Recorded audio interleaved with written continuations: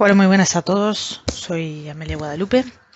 Vamos a terminar con el tema 11, hablando de diferencias entre sexos en la respuesta fisiológica al entrenamiento, y después vamos a ver unas cuantas consideraciones especiales que son específicas de la mujer, o por lo menos más prevalentes en la mujer, y con eso terminaremos el tema 11. Vamos entonces con la adaptación al entrenamiento. Con respecto a la composición corporal, ¿qué cambios se producen cuando las mujeres entrenan? Una disminución de la masa grasa y un aumento de la masa libre de grasa, exactamente igual que en el hombre. Ahora sí, sí que es verdad que las mujeres suelen ganar menos masa libre de grasa que los hombres. Y ahora vamos a ver por qué. Las pérdidas de peso corporal, pues no están tan influenciadas con respecto al sexo, ¿vale? Están más relacionadas con el gasto de energía que con el sexo. Siempre que planifiquemos bien un balance energético negativo por dieta, por ejercicio o por la combinación de ambos, que sería un poco lo ideal, tanto hombres como mujeres van a perder peso en la misma magnitud. No hay diferencias en eso. La densidad de los huesos también aumenta por igual en respuesta al entrenamiento en ambos sexos. Los estudios que hay por el momento disponibles hablan de un aumento en la densidad de los huesos largos, que son aquellos que sostienen el peso corporal, ¿vale? También hay un efecto de mecanotransducción. Voy a escribir la palabreja por aquí. Mecanotransducción. ¿Qué significa esto? Pues que los huesos responden a la estimulación mecánica transmitiendo esa señal de, pues puede ser una torsión, puede ser un estiramiento o una compresión hacia las células del tejido óseo y adaptándose pues a ese estímulo específico, ¿vale? Por ejemplo, en el ejemplo de aquí de esta chica, pues está principalmente recibiendo estímulo en los huesos de de la muñeca y del brazo, porque es donde está pues teniendo el impacto contra contra la barra, ¿vale? Entonces, pues ahí sería la zona específica donde habría mecanotransducción y habría ganancia de hueso. Por último, pues también decir que el entrenamiento de resistencia refuerza el tejido conectivo de la misma manera también en ambos sexos. En cuanto al entrenamiento específico con cargas, el porcentaje de aumento de la fuerza es también similar en hombres que en mujeres. Ojo, hablamos de porcentaje de aumento, ¿vale? De cuánto he ganado desde el inicio hasta el final del entrenamiento. Cuando yo aplico un programa de entrenamiento en el que las cargas relativas son iguales en hombres y mujeres, las ganancias de fuerza son iguales, ¿vale? Está claro que en valores absolutos la fuerza es mayor en los hombres, pero no hablamos de eso. Resulta interesante, y esto también es un área que está en intenso estudio últimamente, que las mujeres no ganan fuerza tanto por aumento del músculo, sino por mejoras neurales, ¿vale? Los mecanismos no se saben del todo, pero sí que parece que el menor desarrollo muscular es por una menor producción de testosterona en la mujer. Aquí tenéis algunos ejemplos de efectos del entrenamiento con cargas en chicas. Sinceramente, yo creo que hay que plantearse ya a estas alturas si es necesario seguir comparando a las mujeres y a los hombres, o si es más interesante comparar diferentes respuestas, ¿vale? Interindividuales según los objetivos que busquemos del entrenamiento. Si estas tres chicas han seguido el mismo entrenamiento, está claro que esta última pues ha tenido una respuesta a lo mejor quizás de hipertrofia un poco menor. Entonces, pues habría que buscar un poco. Yo creo que la idea del efecto del entrenamiento debería de ir por ahí, ¿no? Por los objetivos específicos que busquemos con el entrenamiento. Por ejemplo, pues en este caso, ¿no? En la chica del medio, si os fijáis, es la que quizás tiene esa tableta de chocolate más marcada, que esto se busca mucho en el hombre, y en la mujer pues parece que también, pero realmente si esta chica se quiere embarazar y tener hijos el día de mañana, este recto abdominal tan tonificado, probablemente lo que le va a producir con el embarazo es esto, ¿vale? Es una abertura, no va a ser capaz de extenderse con los requerimientos de mayor volumen en la zona abdominal, y finalmente esto suele conducir, estos abdómenes tan tonificados suelen conducir a separación en los rectos abdominales, que cuando es superior a 2,5 cm se suele hablar de diástasis abdominal.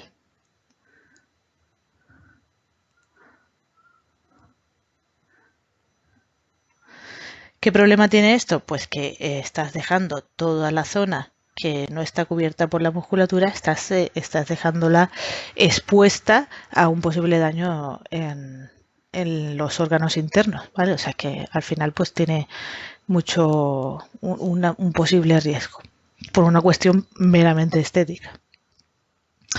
Ejemplos en hombres, de nuevo, está claro que el desarrollo muscular es mayor por la acción de la testosterona, pero también difiere mucho entre los diferentes tipos de hombres, ¿vale? De nuevo, pues volveríamos aquí a preguntarnos qué es lo que quiero, qué objetivo busco, si es un entrenamiento con fines estéticos, si es para una práctica deportiva, para un deporte concreto, etcétera.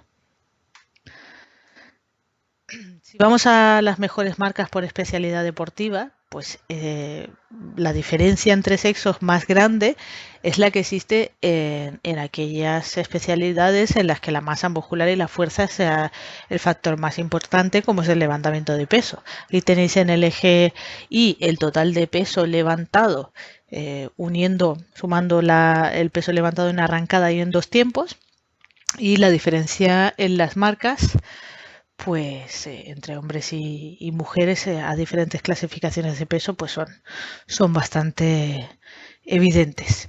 De hecho, tampoco es que hayan cambiado demasiado con el paso del tiempo. A lo mejor estos estudios son de los 80, los 90. Esta es la mejor marca de nuestra Lidia Valentín, que levantó un total de 274 kilos en la categoría de menos de 75, estaría por aquí. 274 kilos, pues estaría una cosa por aquí, ¿vale? Esta mejor marca. Eso es como ha evolucionado con el tiempo. Y en el caso de los hombres, la mejor marca de Londres 2012 en la categoría que más se acerca a la de las chicas, que es menos de 77, pues este señor, que tengo aquí apuntado su nombre, se llama Lu Xiaojun, pues levantó lo que aún persiste como el récord mundial en esa categoría, que fueron 379 kilos, o sea que se acercó, ¿vale? Bastante ya más a 400, pero si os fijáis, pues la diferencia entre hombres y mujeres sigue siendo bastante evidente, ¿vale? De alrededor de 100 kilos. Para récords de carrera en distancias comprendidas entre los 100 metros lisos y la maratón, pues las diferencias entre hombres y mujeres varían estas diferencias varían entre un 10 y un 13%, ¿vale? Un 13% más lentos los tiempos en las chicas, ¿vale? Quizás a lo mejor donde menos distancia hay es aquí en los tiempos de carrera de maratón, en el que el mejor tiempo de carrera en hombres ahora mismo está en 2 horas y el mejor tiempo en mujeres en 2 horas 15. Muy bien, vamos entonces a continuar con las consideraciones especiales, el último punto de este tema.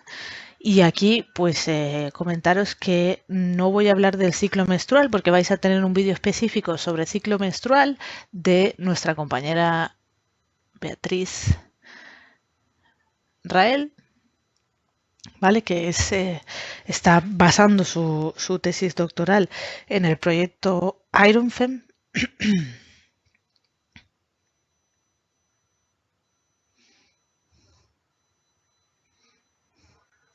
Ahí lo tenéis por si lo queréis buscar. Y la razón de hacerlo así es porque aunque tenéis las diapositivas anteriores y si os vais al Wilmore, pues vais a encontrar pues que la información está bastante desactualizada, que habla de que falta mucha investigación y demás. El Departamento de Salud y Rendimiento Humano de aquí del INEF y concretamente el Laboratorio de Fisiología del Esfuerzo han hecho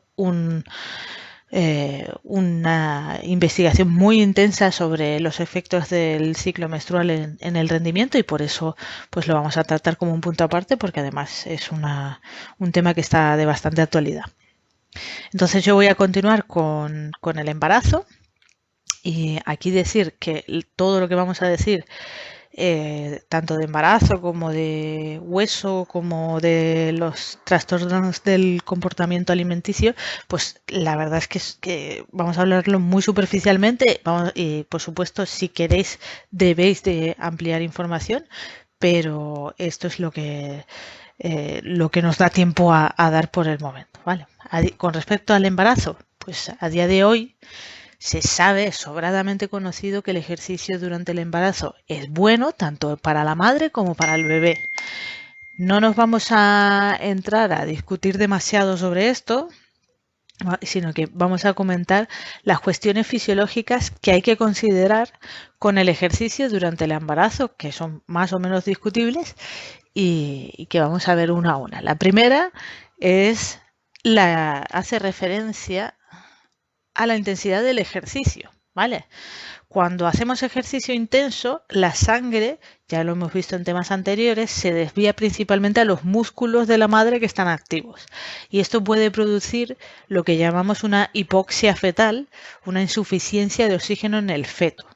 Por eso las recomendaciones que hay suelen ir de hacer ejercicios de intensidad ligera, intensidad moderada para evitar estos posibles problemas.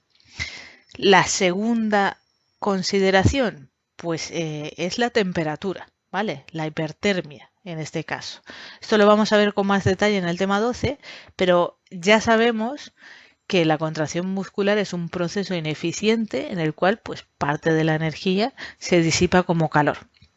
Ese aumento de la temperatura, sobre todo de la temperatura central, al hacer ejercicio, también podría producir una hipertermia en el feto y posibles daños principalmente en el sistema nervioso central del bebé.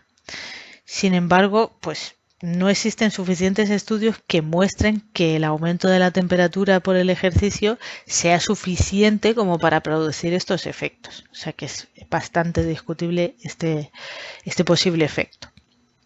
Vamos con la tercera consideración. Esta sería la disponibilidad de energía. ¿Vale? En este caso hablamos de disponibilidad de hidratos de carbono porque es una fuente de energía que sí que se puede acabar en el ser humano y que si la madre lo utiliza como combustible prioritario para hacer ejercicio, recordar que sobre todo en ejercicios intensos los carbohidratos son los principales estores de energía, pues no lo dejaría disponible para el feto y para el desarrollo del mismo. Y la cuarta y última, pues sería quizás para mí la más dudosa, es que en el libro de Wilmore se expresa que hay peligro de aborto involuntario, sobre todo durante el primer trimestre de la gestación, los primeros 3 meses. Sin embargo, pues no se ha demostrado con la suficiente profundidad ni con evidencias suficientes, más bien todo lo contrario, que hay que hacer ejercicio desde el primer momento del embarazo. Entonces, como hay tantas reservas, ¿es recomendable hacer ejercicio? Por supuesto que sí, porque esos beneficios potenciales son mucho mayores que los riesgos que puede haber, siempre y cuando pues planifiquemos y nos informemos, ¿vale? Si os viene una mujer que se ha quedado embarazada o estáis entrenando a una mujer que se queda embarazada, lo más adecuado es informarse a la mayor profundidad posible y estudiar las recomendaciones de las instituciones de referencia al respecto, ¿vale? Esa es la manera que yo haría para para informarme sobre una situación específica y sobre todo coordinarnos también con la persona, con el médico que esté llevando el embarazo de esa mujer, el ginecólogo o ginecóloga que la esté siguiendo, ¿vale?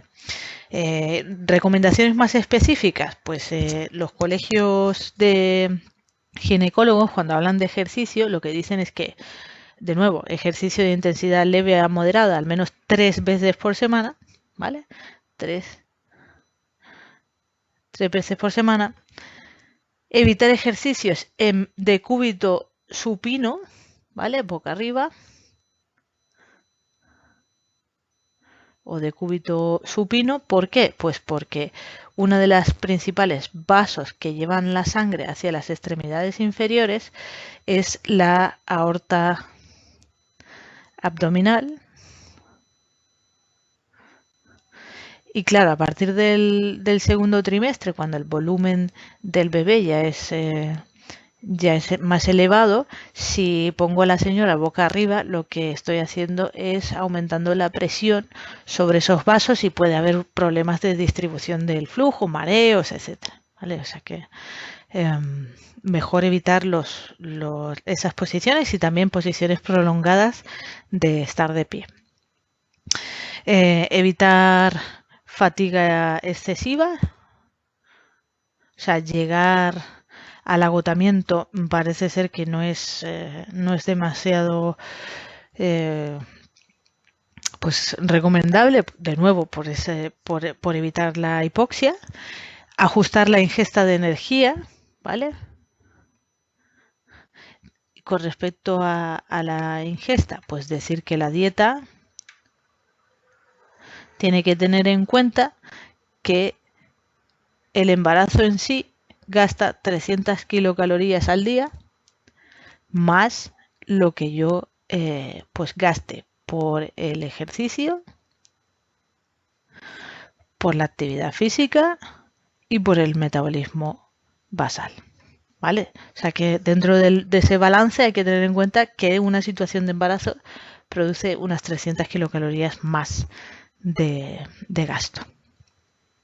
Pero ya os digo que lo suyo es ampliar información si os veis en el caso de entrenar a una persona que está embarazada, una chica embarazada. Muy bien, vamos ahora con otra consideración especial, que es la osteoporosis.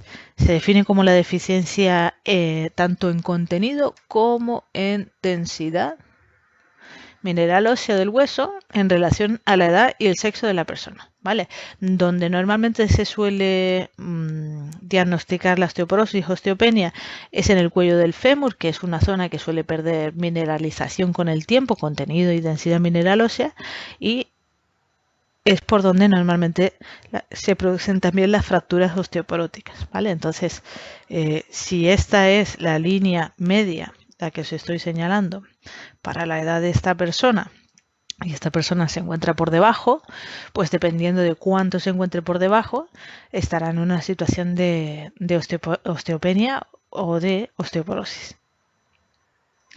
¿Cuáles son los factores de riesgo de la osteoporosis que hay que tener en cuenta? Pues la edad, la pérdida de contenido mineral óseo empieza alrededor de los 40 años y se acentúa muchísimo durante la menopausia.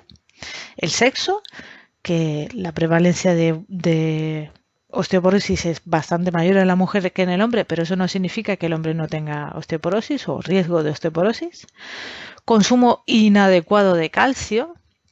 Aquí es donde muchos médicos dicen que la osteoporosis es un problema pediátrico, puesto que la ingesta adecuada de calcio es esencial, es muy importante en los primeros años de vida para alcanzar el pico máximo tanto de densidad como de contenido mineral óseo y que te proteja de una posible situación de osteoporosis o de osteopenia posterior. O sea que todo lo que ingieras hasta la pubertad, hasta alrededor de los 15 años en las mujeres, de calcio por la dieta, pues te va a ayudar a esa ganancia del pico máximo de consumo de contenido mineral óseo.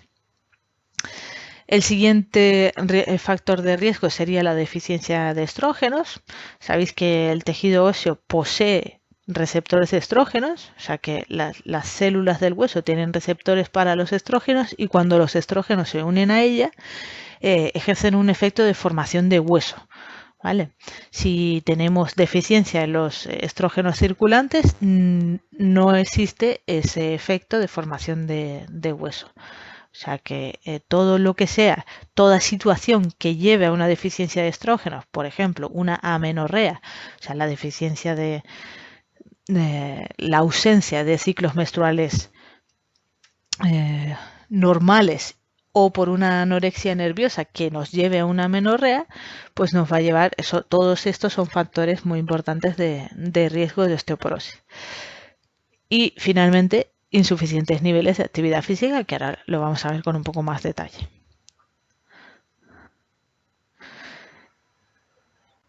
De las mejores formas que tenemos para mantener y fomentar el contenido mineral óseo y la densidad mineral ósea es el ejercicio, el entrenamiento. El hueso responde súper generosamente cuando se estimula mecánicamente, cuando le ofrecemos impactos y además responde de una manera local. O sea, el hueso que más responde es el que está más cerca o al que se le transfieren mejor las tensiones que se producen con el ejercicio. ¿Vale? Entonces, pues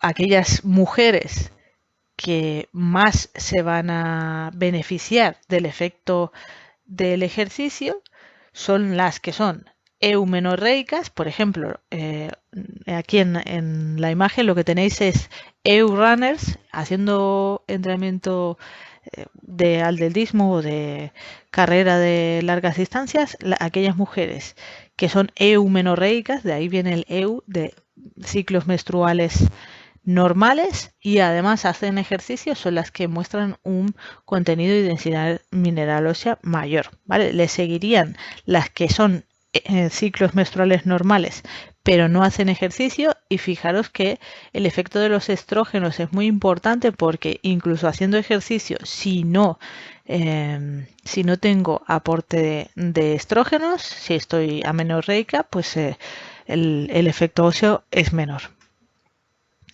Vamos a finalizar el tema hablando de los posibles trastornos de la conducta alimenticia, y estos nos los podemos encontrar en nuestros deportistas y deberíamos de ser capaces de detectarlos. En este sentido, pues decir que en la actualidad se habla principalmente de lo que son los TCAs, que son los trastornos del comportamiento alimentario, que se definen pues como desequilibrios, por decirlo de una manera suave, psicológicos que incluyen pues intentos anormales de controlar el peso corporal, alteraciones de la conducta alimentaria y actitudes anormales sobre la forma y peso del cuerpo y una distorsión de la imagen corporal. Es más fácil verlos, más frecuente verlos en mujeres. Y de hecho cada vez son más jóvenes las adolescentes que empiezan a mostrar síntomas y signos de TCAs, pero también existen TCAs en los chicos, cada vez más, por desgracia también. Y con respecto al deporte, se suelen ver TCAs en aquellos deportes en los que el componente de exhibición es un componente importante, como es la gimnasia rítmica, en los deportes de resistencia, donde el bajo peso es muy importante también, y donde las categorías de peso pues clasifican el rendimiento como... no el rendimiento, sino la competición, perdón, como deportes de contacto, el taekwondo, el karate, el boxeo, etc. Los TCAs, entonces, son un grupo. Fijaros que no hablo solamente de un trastorno, sino de un grupo de trastornos y engloban pues ciertos trastornos que están más o menos caracterizados. Aquí os voy a hablar de los que están mejor caracterizados, que son, por un lado, la anorexia. La anorexia nerviosa de tipo restrictivo es aquella en la que hay una ausencia de ingestas de alimentos o ayunos muy prolongados. la anorexia nerviosa de tipo purgativo además se combina con un exceso, con un uso excesivo de laxantes o de diuréticos. Y el segundo trastorno principal de alimentación, que está mejor caracterizado en la actualidad, es la bulimia, y se caracteriza porque la persona sufre episodios de atracones compulsivos en los que se come todo lo que hay en la nevera, pero después a eso le sigue una situación de preocupación por no ganar peso y que lleva a conductas compensatorias como la provocación del vómito. Decir que también que estos trastornos a veces se superponen unos con otros, no se presentan solo de forma aislada, sino que en situaciones puede darse anorexia y bulimia juntas, y que ambas pues normalmente están predecidas por una situación previa de obesidad o sobrepeso que nos lleva en esta dirección.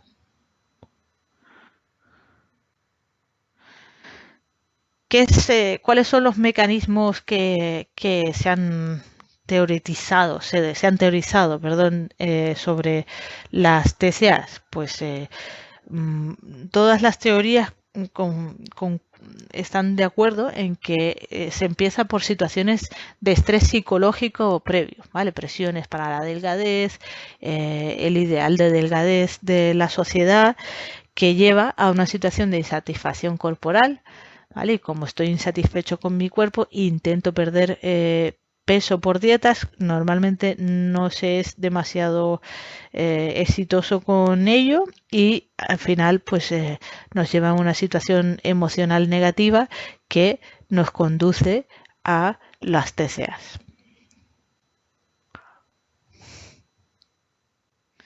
En cuanto a factores culturales, parece que las culturas occidentales, Estados Unidos, Europa, son quien más sufre de TCAs, porque las mujeres afroamericanas pues parece que no tienen demasiado interés por ese, no tienen ese exceso de estrés por la delgadez excesiva. Muy bien, ¿cuáles son entonces los signos de anorexia nerviosa que tenemos que estar atentos por si se nos pasan por delante? Rechazo a mantener más que el peso mínimo normal según la edad y la altura. Es decir, si yo estoy en el rango inferior del BMI y no quiero de ninguna de las maneras subir peso de ahí, eso ya es un signo de alerta. Una imagen corporal distorsionada, uno siempre se ve más gordo, más gorda de lo que realmente está.